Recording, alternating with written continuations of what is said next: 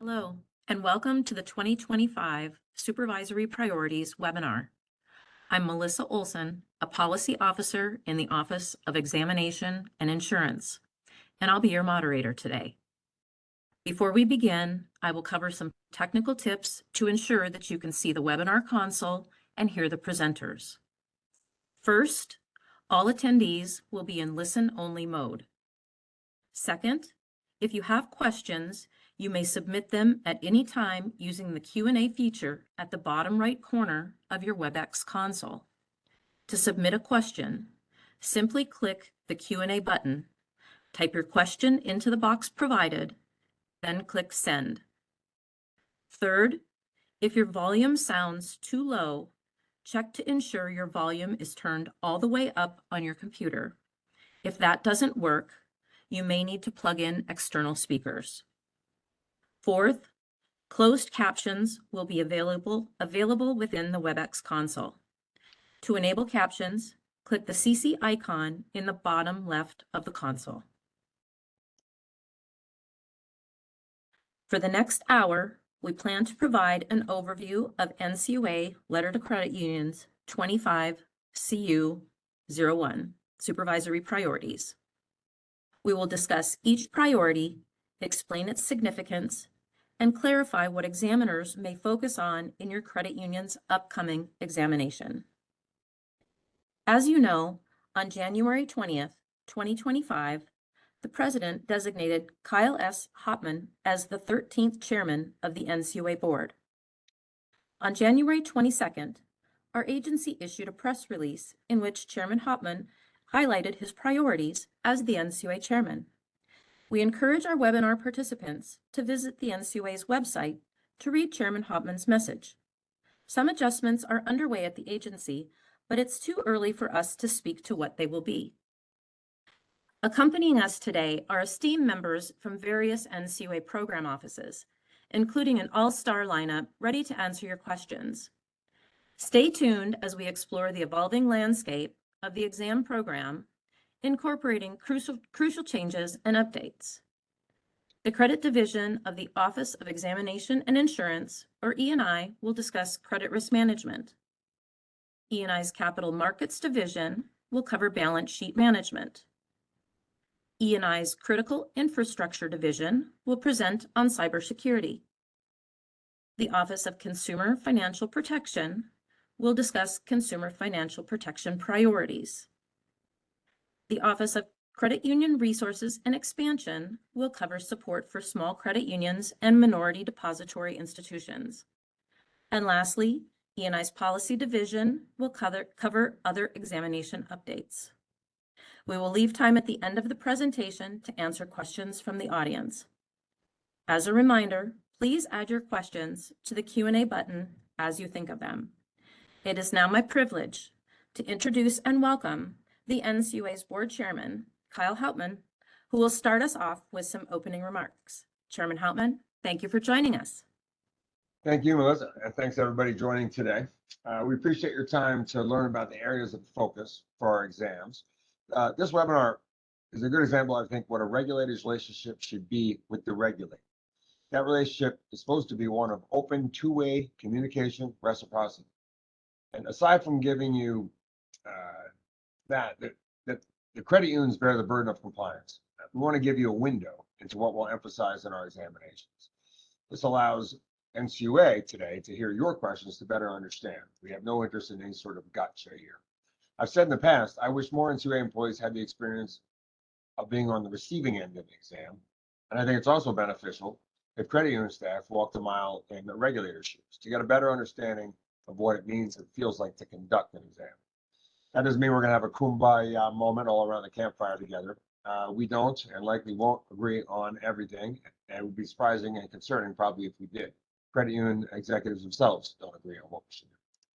But regulation is not gotcha. We want credit unions under the NCUA's supervision to succeed. Remember, we are the insurer for all 4,000. We have no interest in you and unnecessary fines where your capital goes down. We know that the goals of safety and soundness and our priorities don't have to conflict. That's why I've been a long-time advocate for more transparency in the examination process, including the use of post-exam surveys and recording your exit exams. Not the whole exam, just the exit meeting where you get your score. Customer service, for lack of a better term, and continually improving how to do things should be a priority for regulators too, not just credit unions. And just as we expect your institutions to be forthcoming with info during exams, you deserve to know how and why NCUA gave you a specific rating. That goes hand in hand with fostering trust, which is valuable currency in any regulator's interaction with the regulated entities. In addition, if we're to have true financial inclusion, we need to think hard about minimizing the pain points that have led to the number of credit unions rapidly shrinking for decades, particularly small credit unions and MDIs that are financial lifelines for their communities. I've said it before, but it bears repeating for this audience. The only people who think compliance is easy are those that don't have to do it. That said, it's important that credit unions fully comprehend NCUA's priorities and the rationale behind their selections. Today, you'll delve deeper into credit risk, balance sheet management, and risks to earnings and net worth, cybersecurity, and financial consumer protection. These priorities represent our roadmap for the year, and with their publication, we are underscoring our commitment to transparency, accountability, and prudent risk management. These priorities align with the agency's mission to ensure the system of cooperative credit remains safe and sound and protects consumers. We'll discuss their implications for credit unions' operations this year and beyond. Only with a full and current picture of credit union operations can NCUA be effective, efficient, and most importantly, responsive in executing our supervisory responsibilities. The selection of our supervisory priorities reflects the current landscape of opportunities, threats, risks, challenges that we all face. And NCUA can consider emerging trends, evolving risks, and stakeholder expectations to determine where to focus. That said, these priorities are not static. We routinely review and adapt our priorities to ensure they remain relevant and effective. That's why the supervisory priorities will continue to evolve alongside credit unions, members' expectations, the broader economic environment. We have a lot of ground to cover this afternoon, so let me close by thanking our Office of Examinations and Insurance and the Consumer Financial Protection Office for their extensive work collaborating on today's priorities. And thank you to our examiners for all their hard work throughout the year and assessing your credit union's performance. So please take advantage of this time to learn, engage, and please ask questions. Thank you again for participating in the webinar. Back to you, Melissa. Thank you for that welcome and overview, Chairman Hopman. Now we will cover the supervisory priorities. Senior Credit Specialist Walanda Hollins from E&I's Credit Division will start us off discussing credit risk management. Next slide, please.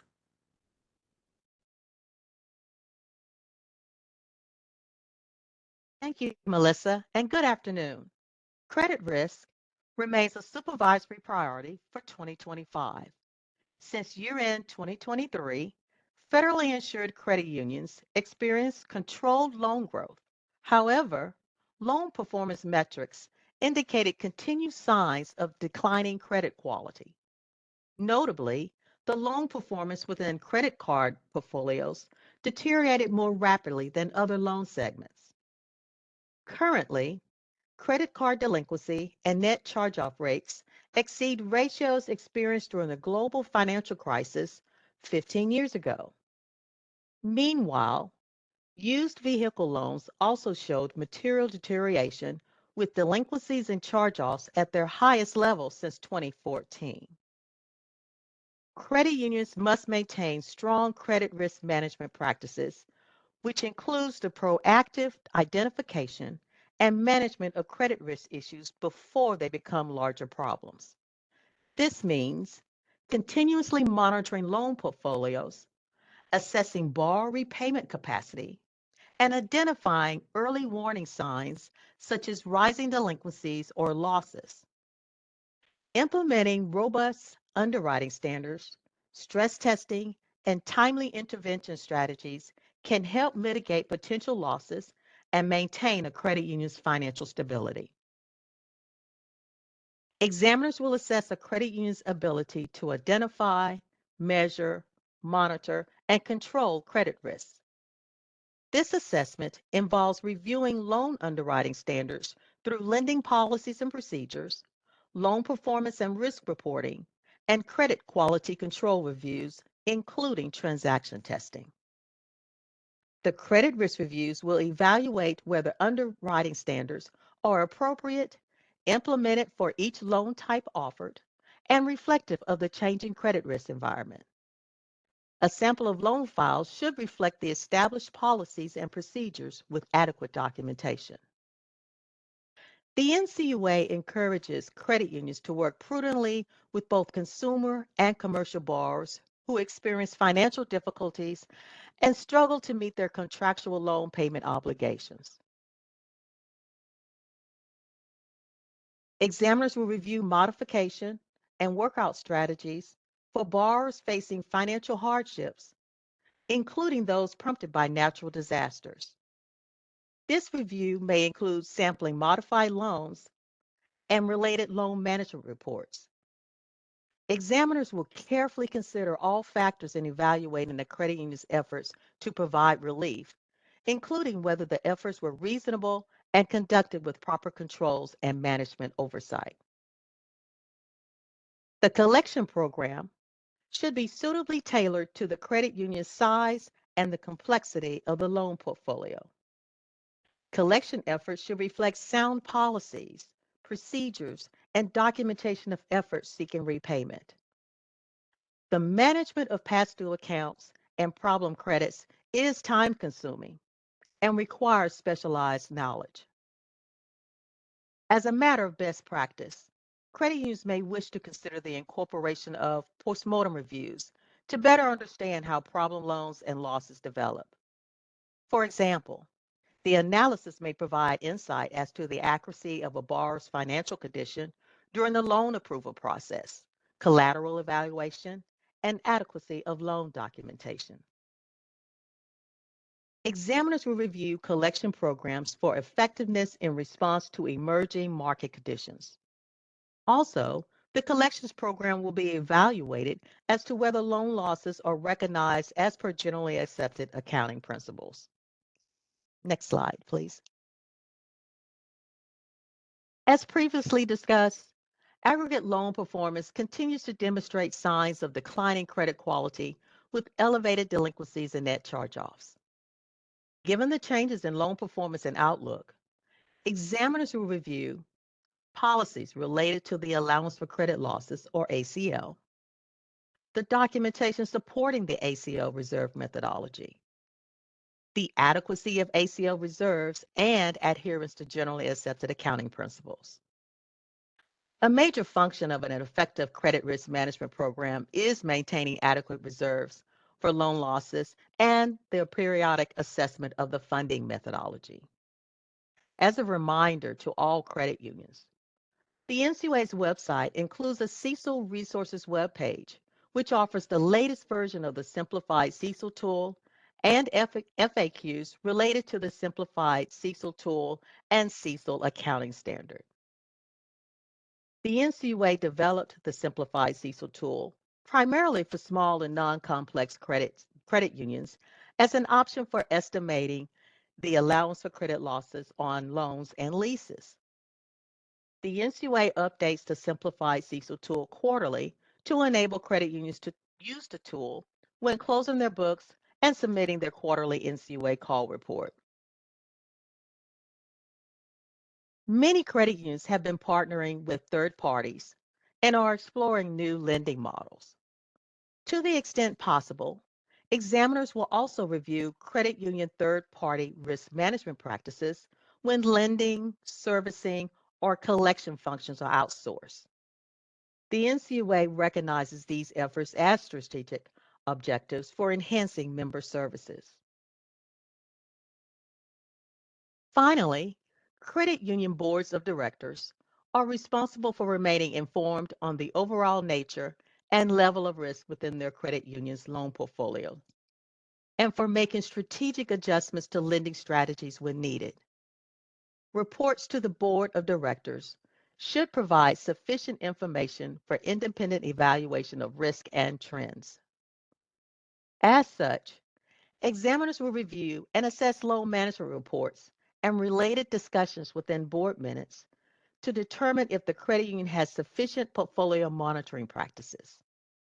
For example, does documentation indicate ongoing assessment, review, discussion, and explanation of negative performance trends such as excessive loan growth or higher than expected delinquencies and charge-offs. A credit union's loan management reports should also include the actual level of loan concentrations versus policy limits. Thank you. And I will now turn it over to Senior Capital Markets Specialist, Jonathan Farrell from E&I's Capital Markets Division to discuss balance sheet management and risk to earnings and net worth. Next slide. Hello, I'm Jonathan Farrell, Senior Capital Markets Specialist from the Division of Capital Markets in E&I. Effective balance sheet management remains an NCUA supervisory priority for 2025. An effective balance sheet allows credit unions to withstand pressures from changes in interest rates, strains on liquidity, as well as rising loan losses without materially affecting earnings and capital levels. Examiners will be focused on current risk levels and the credit union's ability to offset additional stress in various areas, including, but not limited to, interest rates, liquidity levels, and rising loan losses. Examiners will review your credit union's interest rate risk, or IRR program, to determine their current exposure to both earnings and capital, and their risk exposure under various interest rate stress scenarios, including rising rates, falling rates, inverted yield curves, etc. Examiners will ensure that a credit union's key assumptions and related data sets are reasonable and well documented. The credit union's overall level of IRR exposure is properly measured and controlled, and proactive action is taken to remain safe and sound and within board-approved policy limits. These activities remain key as interest rate volatility persists. Also, scenario analysis provides us the data to assess what risk mitigants are necessary regardless of the direction and magnitude of rate movements. More IRR-related references and resources are in the NCUA's Examiner Guide under the Work Papers and Resources section. Examiners will review a credit union's liquidity program to determine their current liquidity position with an emphasis on their ability to meet current and future liquidity obligations under numerous stress tests and worst-case scenarios. Examiners are interested in your credit union's ability to meet all funding obligations, as well as the effect on earnings due to changes in your liquidity structure to meet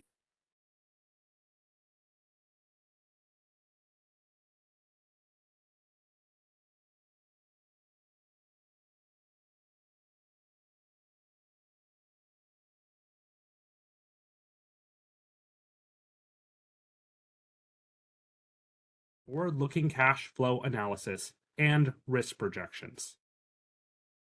Increased liquidity risk and uncertainty heighten the need for a credit union to prepare for contingency funding needs. Section 741.12 of the NCUA's regulations contains scaled credit union contingency funding plan expectations. This is a point of emphasis for all financial regulators, including the NCUA. Credit unions are encouraged to review the Interagency Policy Statement on Funding and Liquidity Risk Management, which was updated last year to emphasize institutions' contingency funding plans as the key tool in assessing forward risks. This statement can be found on the NCUA's website under the Letters to Credit Unions section. In evaluating the L Campbell's component, examiners will continue to assess liquidity management by evaluating the effects of changing interest rates on the market value of a credit union's assets and borrowing capacity, scenario analysis for liquidity risk modeling, including possible member share migration, for example, shifts from core deposits into more rate-sensitive accounts, scenario analysis for changes in cash flow projections for an appropriate range of relevant factors, for example, changing prepayment speeds, the cost of various funding alternatives and their impact on earnings and capital, the diversity of funding sources under normal and stress conditions, the appropriateness of contingency funding plans to address any plausible unexpected liquidity shortfalls, and the impact of liquidity, IRR, capital, and earnings levels, and their impact on counterparty relationships and lending decisions. Resources and guidance on liquidity risk can be found in the NCUA's Examiner's Guide and the Liquidity Risk Resources webpage. Next slide, please. As addressed in the Supervisory Priority on Credit Risk, loan losses are rising and are expected to continue increasing in 2025. The loan losses, combined with the change in interest rates and strains on liquidity, could materially affect both earnings and capital levels. To ensure earnings and capital risks are well identified and mitigated, credit unions must have sufficient risk management framework in place. The risk management framework is a structured set of management goals and guidelines that define how an organization will interact and deal with issues that impact these crucial areas. Risk management is the collective process of identifying, analyzing, and mitigating potential risks to an organization's operational and financial operations. Developing and adopting a risk management framework is a continuous process. It is top-down in its implementation and requires close collaboration between the risk management department and senior executives. The aim is to develop a framework that can use historical data to analyze and predict risk behavior with a high degree of accuracy. An ideal risk management framework can lead to healthier financials without compromising growth opportunities. Well-managed credit unions are prudent and proactive in managing the balance sheet and related risks to capital, asset quality, earnings, and liquidity. Thank you. And now we'll hand it over to Stephanie Rabarchik to address cybersecurity. Stephanie is an information security officer in E&I's Critical Infrastructure Division. Stephanie, the floor is yours. Next slide, please. Hello, I'm Stephanie Rabarchik, Information Systems Officer from E&I's Critical Infrastructure Division. Cybersecurity remains a supervisory priority in 2025. The increase in the frequency and sophistication of cyber attacks against all industries, including credit unions and the vendors they use, makes cybersecurity a significant risk. Thus, it is imperative that credit unions are prudent and proactively plan for incidents, test critical controls, and conduct ongoing due diligence of their critical service.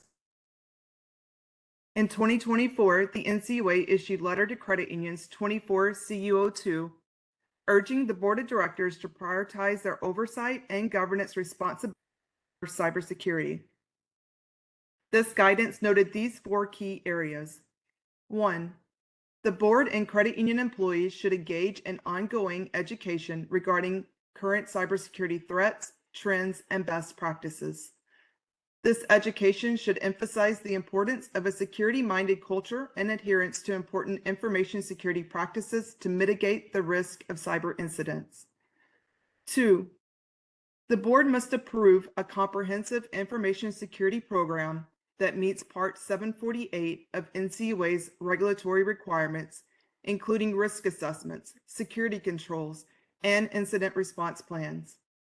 Your credit union board should review the program at least annually to ensure it adapts to the evolving threat landscape and incorporates lessons learned.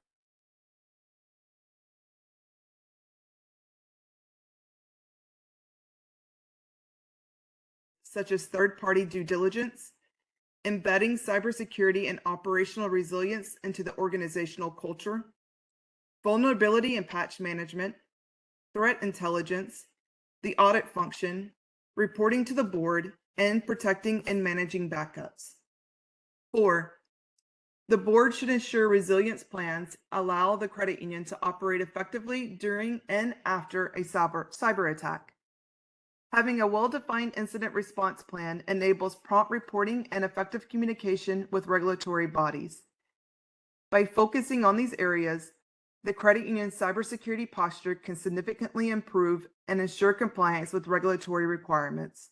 Next slide, please. To verify compliance with applicable laws and regulations and safety and soundness, an assessment of the credit union's information security program is performed at each examination. Examiners will continue to utilize the Information Security Examination, or ICE, tool. ICE is scalable for credit unions of all asset sizes and complexity and includes review of the security program, cybersecurity controls, business continuity plan, incident response, and third-party risk management. The Federal Financial Institutions Examination Council, or FFIEC, announced the sunsetting of their cybersecurity assessment tool on August 31st, 2025. However, the NCUA committed to update and support the Automated Cybersecurity Assessment Tool, or ACIT. Credit unions are encouraged to utilize this tool to assist in completing a self-assessment of their cybersecurity posture and preparedness levels. The ACIT is available for download at no charge on the NCUA's website under the Regulatory and Compliance Resources page, which can be found under the Regulation and Supervision tab. Next slide, please. As a reminder, all federally insured credit unions must notify the NCUA within 72 hours if they reasonably believe they have experienced a reportable cyber incident or received notice from a third party regarding a reportable cyber incident. The cyber incident notification rule includes criteria for a reportable incident and the process for reporting such events. The NCUA recently developed a web form as a convenient and secure method for credit unions to report cyber incidents to the agency. In addition, incidents can still be reported via phone and email. Refer to Letter to Credit Unions 25 CU02 for links and instructions on reporting cyber incidents. Keep in mind, this initial notification is to provide an early alert to the NCUA and does not require a detailed incident assessment. Next slide, please. The NCUA encourages credit unions to review the Cybersecurity Resources webpage. Here you will find valuable resources and information regarding the NCUA's Information Security and Examination Program, related regulations and guidance, the new Cyber Incident Reporting Rule, and more. The Cybersecurity Resources webpage can be found on the NCUA's public website at ncua.gov/cybersecurity.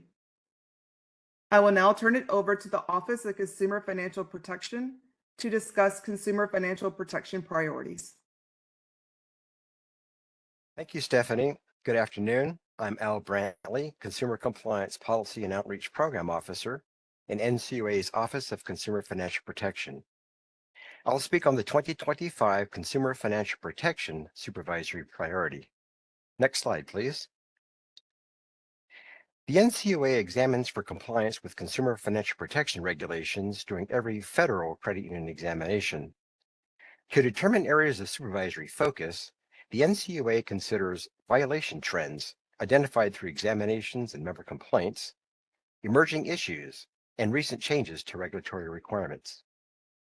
Under the 2025 Consumer Financial Protection Supervisory Priority, examiners will focus on the following: overdraft programs, fair lending, the Home Mortgage Disclosure Act, commonly known as HMDA, the Military Lending Act, and the Electronic Fund Transfer Act, or Regulation E. I will now give a brief overview of each review area. Next slide, please. NCUA will continue to review programs, including fees, procedures, disclosures, fees, statements, member complaints, websites. Next slide, please. Fair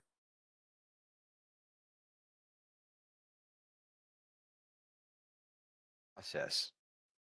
For the 2025 Fair Lending Review, examiners will assess credit unions' policies and practices for identifying and mitigating potential discrimination in residential real estate valuation practices. As in previous years, fair lending reviews will be conducted in both risk-focused and small federal credit union exams. Home Mortgage Disclosure Act. The Home Mortgage Disclosure Act, or HMDA, requires credit unions meeting certain criteria to compile and disclose mortgage loan application data. HMDA data helps determine if financial institutions are serving the housing needs of their community, assists public officials to distribute public investments, and helps identify possible lending discrimination. In 2025, examiners will review federal credit unions' compliance with HMDA data collection and reporting requirements. Military Lending Act. The Military Lending Act, or MLA, protects active duty members of the military, their spouses, and their dependents from certain lending practices. Examiners will review credit union policies, procedures, and controls for complying with MLA requirements. Electronic Transfer Act, or Regulation E. Lastly, examiners will evaluate federal credit unions' compliance with Regulation E's payments and error resolution requirements. Compliant error resolution procedures encourage strong relationships between credit unions and their members. Thank you for your time, and now back to Melissa. Thank you, Al. Now shift gears to discuss our other updates. We've included additional program updates for credit unions in the letter. We will now cover the exam updates and support for small credit unions and minority depository institutions. I'll now turn it over to E&I's Division of Policy Director, Summer Chapman, to discuss. Next slide, please. Thanks, Melissa. During December 17th, the NCUA Board approved the Exam Flexibility Initiative. Establishes the schedule by which the NCUA aims to examine federal credit unions and federally insured state-chartered credit unions, or FISCUs.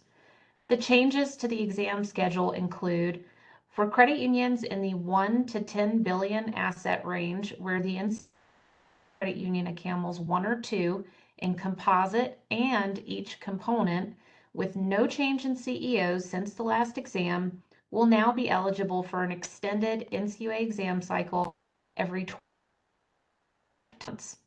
Under the prior schedule, these credit unions received an NCUA examination every 8 to 12 months. Credit unions in the $1 to $10 billion range that NCUA rated any CAMELS component or composite a 3, 4, or 5, or with a change in CEO since the last exam, will remain on an 8 to less than 12-month exam cycle. Credit unions over $10 billion in assets will also remain on an 8 to less than 12-month exam cycle. Another change is if a credit union has any of the following, they will now be on an 8 to less than 12-month exam cycle. A CAMELS composite or management component rating of 3, 4, or 5. If the credit union is less than well capitalized per our prompt corrective action regulation. If the credit union has a record-keeping document of resolution. If the credit union has an outstanding formal or informal enforcement action, or if it's a. These criteria may be familiar to federal credit unions, as most are our existing for those institutions. However, the change for FISCUs. All other federal credit unions under $1 billion in assets, where the NCUA rated the credit union 1 or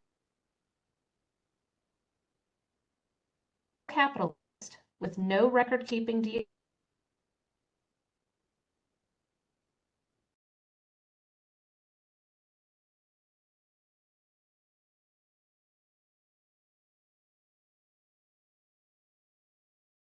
billion in assets, where the NCUA rated the credit union at CAMELS 1 or 2 in composite and the management component, who are well capitalized with no record-keeping DORs and no outstanding enforcement, and that are not new, will be eligible for an NCUA every 5 years. The NCUA will make every effort to conduct examinations of FISCUs jointly with the appropriate state supervisory authority if the time between examinations does not exceed the agency's needs as insurer. If you'd like to review these changes in more detail, you may do so by going to the Board Meeting Results section of the NCUA's website and look for the Board Action Memorandum. An updated flowchart is also provided on our website's Exam Flexibility Initiative page to help you navigate through these changes. The NCUA anticipates a full transition to this new examination cycle within 2 years. The agency will try to operate within the exam cycle timeframes I noted. However, some credit unions may be examined earlier than noted during the 2025 transition period. Lastly, and as a reminder, while the agency strives to conduct most examinations in accordance with the Exam Flexibility Initiative, the NCUA may examine any federal credit union or FSCU as frequently as the agency deems necessary. The agency will continue to consider financial trends, risks, and other factors or circumstances to determine if a credit union's condition warrants a more frequent examination or supervision contacts. Next slide. The agency will continue conducting the defined scope small credit union exam program in most federal credit unions with assets of $50 million or less, and risk-focused examination procedures for all other credit unions. Examiners will continue to perform examination and supervision activities on-site and off-site as appropriate. Our supervisory priorities for 2025 focus on areas of heightened risk or importance in the industry, but we don't want credit unions to overlook the fundamentals. As a reminder, we encourage credit unions of all sizes to review their controls over record keeping and lending. These basics are essential to protecting member assets and providing foundational member services. The NCUA also encourages your credit union to remain aware of changing Bank Secrecy Act, anti-money laundering, and countering the financing of terrorism regulatory requirements as federal financial institution regulators and FinCEN continue to implement the Anti-Money Laundering Act of 2020. As a reminder, one of Chairman Hopman's stated objectives is right-sizing credit unions' obligations where possible under the Bank Secrecy Act, including the NCUA's regulations surrounding suspicious activity reports. As updates occur on the subject, we will share those with the industry. Now I'd like to introduce Pamela Williams. She's a credit union analyst for our Minority Depository Institutions program in our Office of Credit Union Resources and Expansion. She will now discuss support for small and minority depository credit unions. Over to you, Pam. Thank you, Summer, and hello, everyone. The NCUA recognizes the important role that minority depository institutions, referred to as MDIs, play in the credit union system and in the daily lives of the members they serve across the country. The NCUA is committed to supporting the ongoing success of MDIs.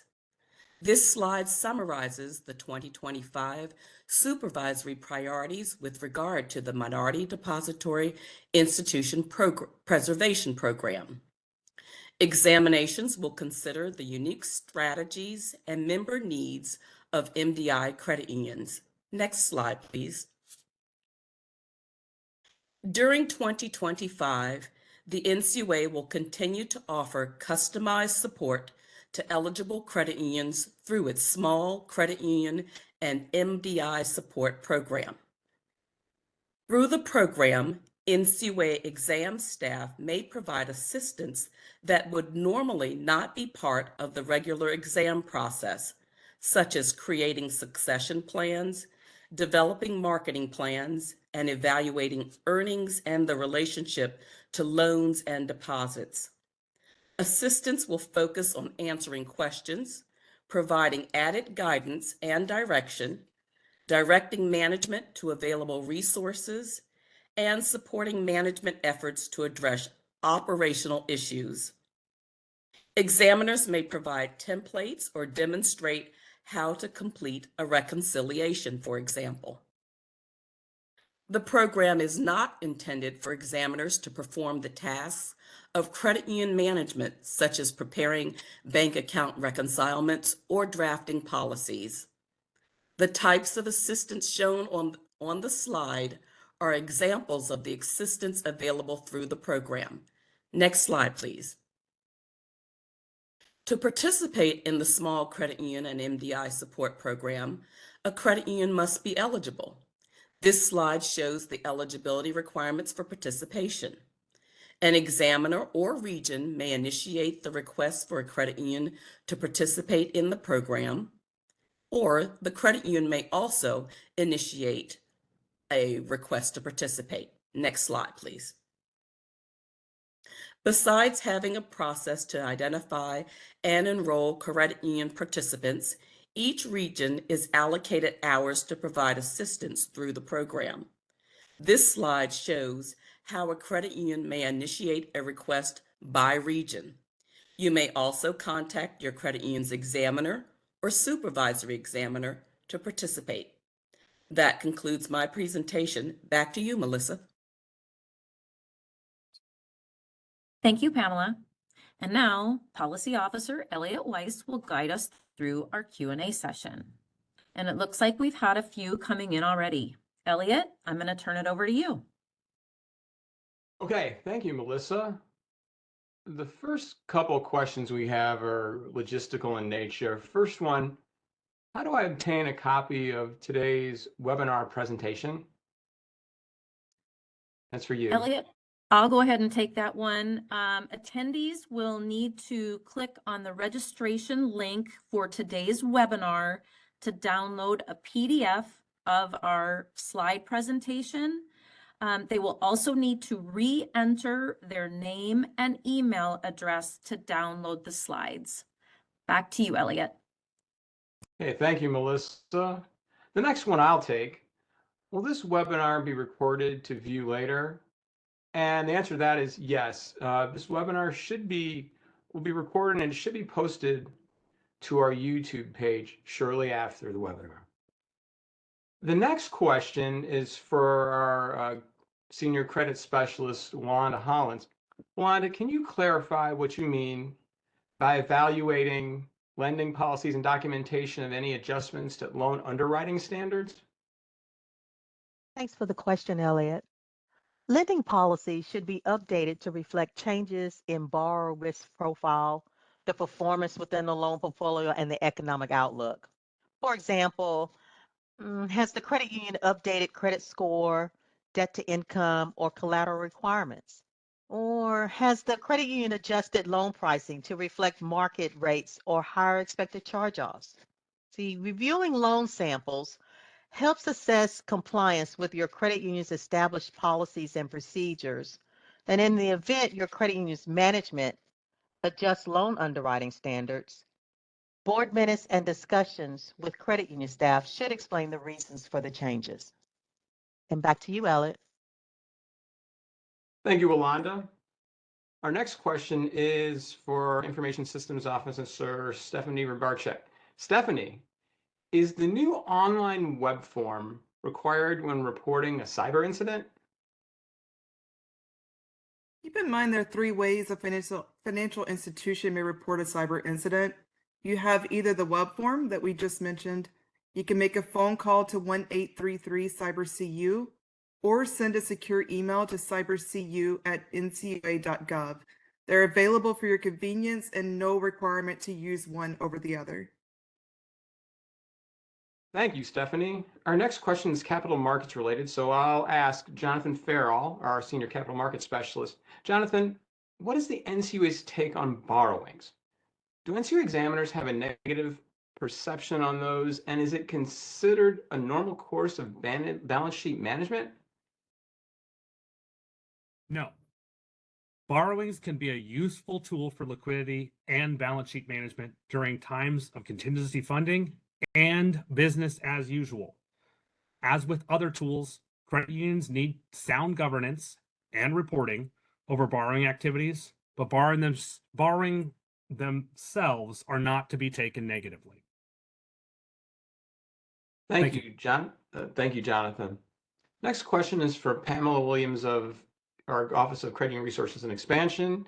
Pamela, what is being done to prepare examiners to support minority depository institutions that participate in the program?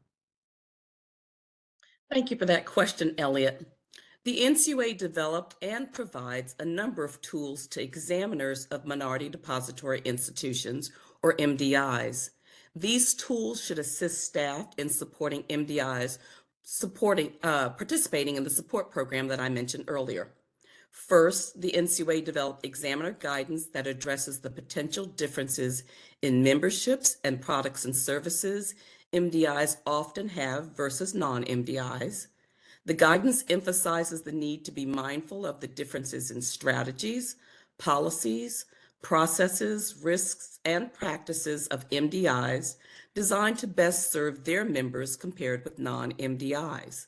Second, the NCUA developed a guide for examiners on available NCUA training courses categorized by areas of assistance, such as field of membership and growth opportunities, and creating succession plans. Third, examiners may obtain a financial performance report using only MDI unions as a peer instead of non-MDI credit unions. And finally, the NCUA is helping examiners with guidance on responding to credit unions that initiate a request for assistance to ensure they receive support. That concludes my response. Back to you, Elliot. Thank you, Pamela. The next question is for Al Brantley of our Office of Consumer Financial Protection. Al, what are the Home Mortgage Disclosure Act, or HMDA, data collection requirements for 2025? Yes, thank you for that question. You must collect HMDA data associated with mortgage loan applications processed during 2025 if your credit union, one, had total assets greater than 58 million as of December 31st, 2024, two, had a home or branch office in a metropolitan statistical area on December 31st, 2024, three, originated at least one home purchase loan or refinanced a home purchase loan during 2024, and four, originated at least 25 closed-end mortgage loans during 2023 and 2024, or at least 200 open-end lines of credit during 2023 and 2024. If your credit union meets all four criteria, you must collect HMDA data during calendar year 2025. That concludes my response. Back to you, Elliot. Thank you, Al. The next question is for Information Systems Officer Stephanie Rubarchek. Stephanie, will the ACIT remain available on the NCUA's website? Yes, the NCUA will continue to support and encourage credit unions to use the automated cybersecurity examination toolbox, which is the NCUA's ACIT. As a reminder, the use of the NCUA ACIT is voluntary and can be downloaded from the NCUA's public-facing website. That concludes. Thank you, Stephanie. The next question is for Senior Credit Specialist Walanda Hollins. Walanda, can you clarify what factors examiners will consider when evaluating a credit union's modification and workout strategy program? Sure. Examiners will consider whether the loan modification and workout policies address areas such as loan types included in the modification and workout program, whether a past due or reportable delinquent account qualifies for a loan modification or workout arrangement, documentation required from a borrower to demonstrate a financial hardship, including type of income verification that's being documented, debt to income ratio limits, authorize credit union staff to approve loan modifications and workouts. And then the final area is collection activities, escalation of collection efforts. That concludes my answer, Elliot. Thank you, Walanda. The next question is for Senior Capital Markets Specialist Jonathan Farrell. Jonathan, is available liquidity considered when rating interest rate risk? For example, if two credit unions have the same shock to net economic value, or NEV, and NEV volatility, will the one with more liquidity potentially get a better interest rate risk rating? Thanks for the question. For two credit unions with the same NEV, Available liquidity may make a difference at the margins for rating interest rate risk and sensitivity to market risk. If NEV is the driver for inherent risk, the credit union with more liquidity may be able to do a better job mitigating interest rate risk, which could be a qualitative factor when determining residual interest rate risk and affect the rating. Thank you. Thank you, Jonathan. The next question is for Stephanie. Stephanie, will the Information Security Exam or ICE tool be available for the credit? No, the tool is internal use only, not available for public use, but we do have the ACIT that's available for optional use to help institutions evaluate their cybersecurity maturity. That concludes my response. Thank you, Stephanie. The next question is for Pamela Williams. Pamela, what resources does the NCUA offer to small or MDI credit unions? The NCUA's Office of Credit Union Resources and Expansion supports credit union growth and development by providing support to low-income, minority, and any credit union seeking assistance with chartering, charter conversion requests, and the low-income designation. The office also manages the NCUA's learning management system, which provides access to training for credit union officials on a variety of topics at no charge. To learn more, do a keyword search for Office of Credit Union Resources and Expansion, or CURE, from the NCUA homepage. Back to you, Elliot. All right, thank you, Pamela. Next question is for Al Brantley of our Office of Consumer Financial Protection. Al, could you explain the Regulation E, or Electronic Funds Transfer Act, error resolution requirement? Sure, happy to. Your credit union must comply with the Electronic Fund Transfer or EFT error resolution requirements if you receive an oral or written notice from a member within 60 days after providing the periodic statement or passbook documentation on which the alleged error is first reflected. You must investigate and determine whether an error occurred within 10 business days of receiving the notice. Report the results to the member within 3 business days after completing your investigation, and correct the error within 1 business day if an error occurred. You may take up to 45 days from receipt of the notice to investigate and determine whether an error occurred if you provisionally credit the member's account within 10 business days of receiving the notice. If you conclude that no error occurred, or an error occurred but not as described by the member, you must provide a written explanation of your findings and state that the member has the right to request the documentation that you relied on to make your determination. Regulation E permits longer resolution time periods in certain situations, so we encourage you to read the entire regulation and become familiar with all provisions related to resolving EFT or electronic fund transfer errors. That concludes my response. Thank you. Back to you, Elliot. Thank you, Al. Stephanie, going back to you. What are some of the more common cybersecurity threats that are currently affecting financial institutions?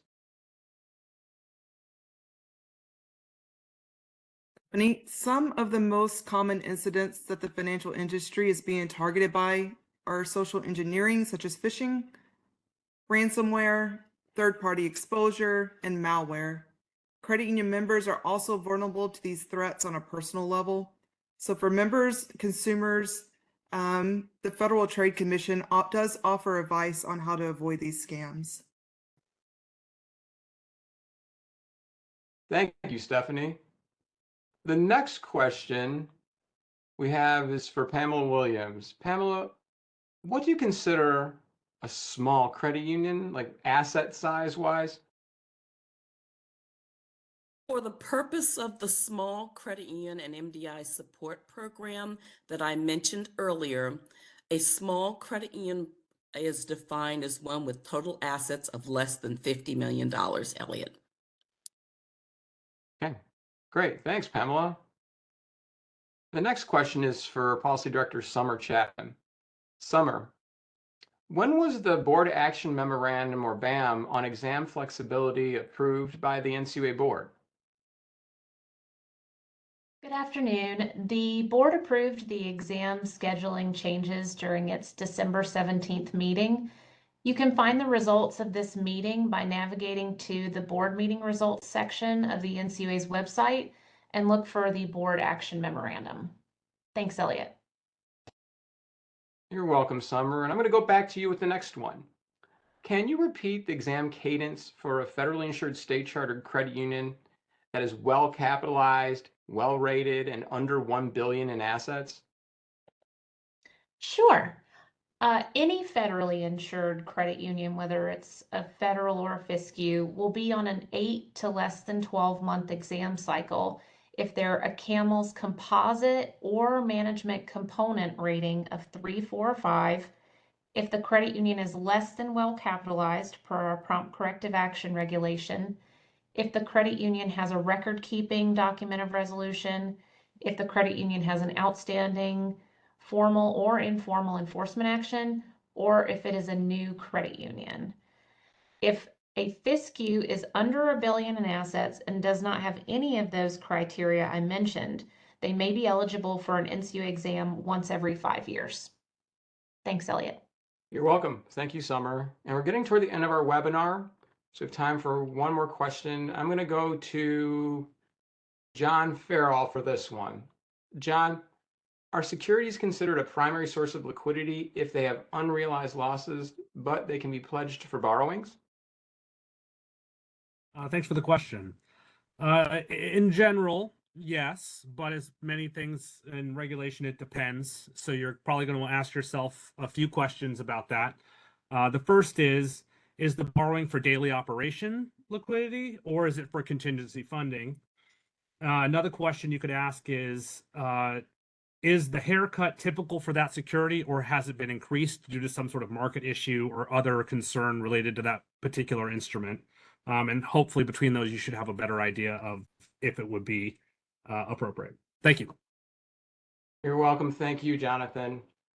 And so that concludes our question and answers for this webinar. I will turn over to Melissa for closing comments. Melissa, the floor is Perfect. yours. Thanks, Elliot. We have come to the end of our webcast. Thank you again for joining us today, and we hope you have found the information helpful. On behalf of my co-presenters and everyone who assisted in responding to your questions, I would like to thank you all for attending today's presentation. We wish you all a safe and healthy 2025.